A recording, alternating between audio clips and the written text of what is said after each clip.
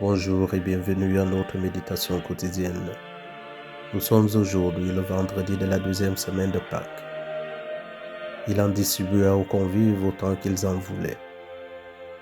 Dans la première lecture, Gamaliel, un pharisien plein de bons sentiments et estimé de tous, se rend compte de l'injustice qui est faite aux apôtres.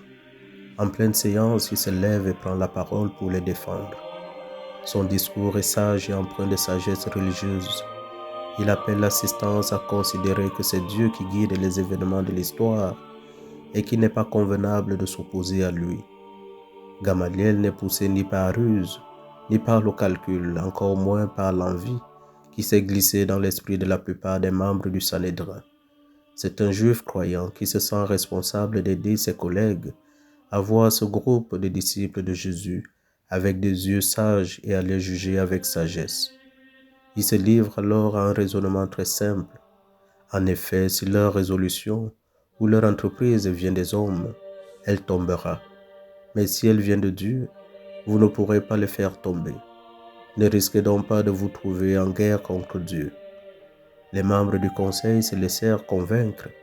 Ils rappelèrent alors les apôtres et après les avoir fait fouetter, ils leur interdirent de parler au nom de Jésus, puis ils les relâchèrent. En réalité, ce que Pilate avait déjà fait avec Jésus semble se produire lorsqu'il dit « Je vais donc le relâcher après lui avoir fait donner une correction ». Luc chapitre 23, verset 16. En vérité, ils ne pouvaient pas taire et garder pour eux l'évangile de l'amour de Jésus. Au contraire, ils étaient heureux d'avoir pu souffrir au moins un peu de ce que Jésus avait souffert. Luc, dans une note finale qui clôt ce récit, souligne que les apôtres continuaient chaque jour, dans le temple et dans leur maison, à proclamer que Jésus était le Sauveur. Dans l'Évangile, Jésus a pitié de ses brebis. Il les conduit sur de verts pâturages, il les rassasie et il va chercher celle qui est perdue.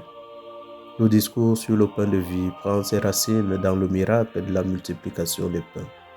À partir de 5 pains et de 2 poissons, Jésus nourrit une grande foule. Ces signes que Jésus accomplit nous montrent qu'il a un pouvoir sur la nature. Cette transformation se fait par la puissance de l'amour de Dieu qui opère aujourd'hui dans la multiplication des pains. Le chemin de la vie divine est ouvert. C'est la vie du Père qui est donnée et nous comprenons mieux la parole de Jésus. Nous entrons dans son mystère pour comprendre et prendre corps avec lui, comme l'enfant bien-aimé du Père. Jésus qui a rejoint son Père dans le royaume est encore plus proche de nous. Il est plus intime à nous-mêmes que nous ne le sommes. Il nous fait exister en lui, par lui et pour lui. La foule pouvait survivre à une nuit de jeûne, mais la faim est le signe d'une nécessité plus haute. La faim, comme la soif, renvoie à des nécessités naturelles, manger, boire sans quoi nous mourrons, mais elle renvoie aussi à des nécessités vitales d'ordre spirituel. Elle révèle le sens de notre existence humaine devant Dieu. Jésus comble de bien les affamés. La multiplication des pains est signe d'une réalité plus haute. Jésus vient apporter une autre nourriture. Il est celui qui vient combler la faim existentielle de l'être humain. C'est lui qui vient désaltérer sa soif d'aimer et d'être aimé. La perspective de la communion fraternelle s'annonce. La lumière du don et du partage est donnée. Après la multiplication des pains, Jésus reprochera à la foule de ne pas avoir compris le sens du miracle. En vérité, je vous le dis, vous me cherchez non pas parce que vous avez vu des signes, mais parce que vous avez mangé du pain et avez été rassasiés. Dans le discours sur le pain de vie qui suit la multiplication des pains, Jésus dira « Je suis le pain de la vie.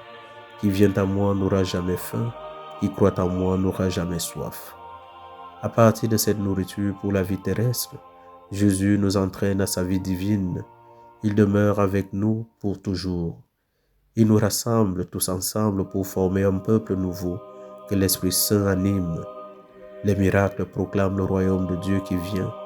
Ils accompagnent la parole, l'éclairent et la confirment. Nous recevons dans ce signe l'amitié de Jésus pour nous, une promesse. Nous découvrons un chemin à parcourir ensemble au cours duquel l'amitié s'épanouira, s'approfondira. Il montre une direction, un sens à notre vie. La vie que Jésus nous donne, c'est la vie éternelle. La guérison qu'il nous procure, c'est le salut éternel. Et le pain dont il nous nourrit, c'est lui-même.